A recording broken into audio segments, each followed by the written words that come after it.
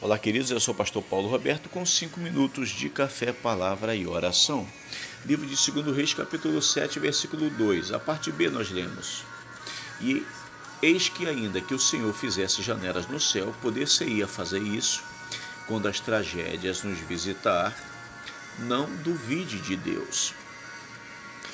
Eu não sei se vocês já pararam para pensar, mas as frases mais comuns de quem está enfrentando ou enfrentou uma tragédia é: onde Deus estava? Cadê Deus nesse momento tão triste? Por que Ele não mudou esta situação? Parece que quando a gente não consegue encontrar, identificar de imediato o causador da tragédia, se torna muito fácil transferir esta culpa para Deus. Isto é tão antigo que quando nós olhamos lá no livro do Gênesis, a gente consegue entender um pouquinho melhor sobre isto quando tanto Eva quanto Adão desobedeceram ao Senhor e comeram do fruto que não deveria, que Deus falou, pode comer de todas as árvores que vocês encontrarem no jardim, mas desta aqui não. E foi exatamente daquela que eles comeram. E por causa disto, agora eles estavam enfrentando uma grande tragédia, e a maior tragédia que eles estavam enfrentando é que o homem precisa evitar a separação do homem de Deus. Não há tragédia pior do que esta. Deus se separa deles. A tristeza no coração de Deus por causa da desobediência foi grande. Mas o Senhor pergunta para Adão: por que você fez isto, meu filho? Porque você comeu do fruto que não deveria? Eu já orientei a vocês para que vocês não fizessem isto. E aí, naquele momento, ao invés de Adão parar e refletir sobre o seu erro, sobre o seu pecado, não, ele tenta justificar o seu pecado quando ele disse: olha, o culpado foi Eva, ou melhor, foi a mulher que só me deu. E quando Adão fala isto, ele está transferindo a culpa do seu pecado para Deus. Ele está transferindo o pecado dele, da tragédia, da separação do homem de Deus, para o Senhor. Queridos, esta é uma atitude muito comum quando nós estamos num momento de tragédia e não conseguimos achar o culpado, o motivo, o que desencadeou a tragédia. É transferir a culpa para Deus.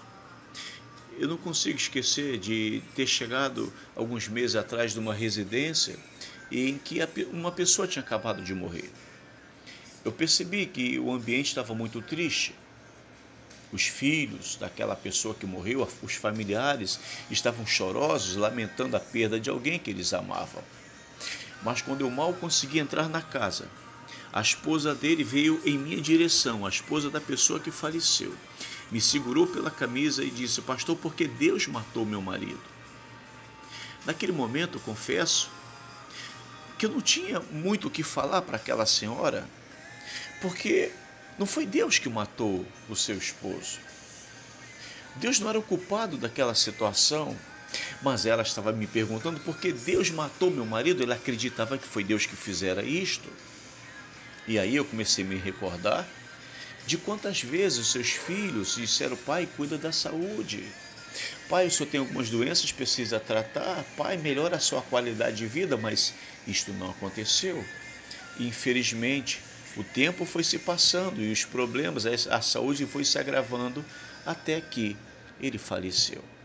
Mas aquela mulher estava transferindo a culpa do falecimento do seu esposo para o próprio Deus.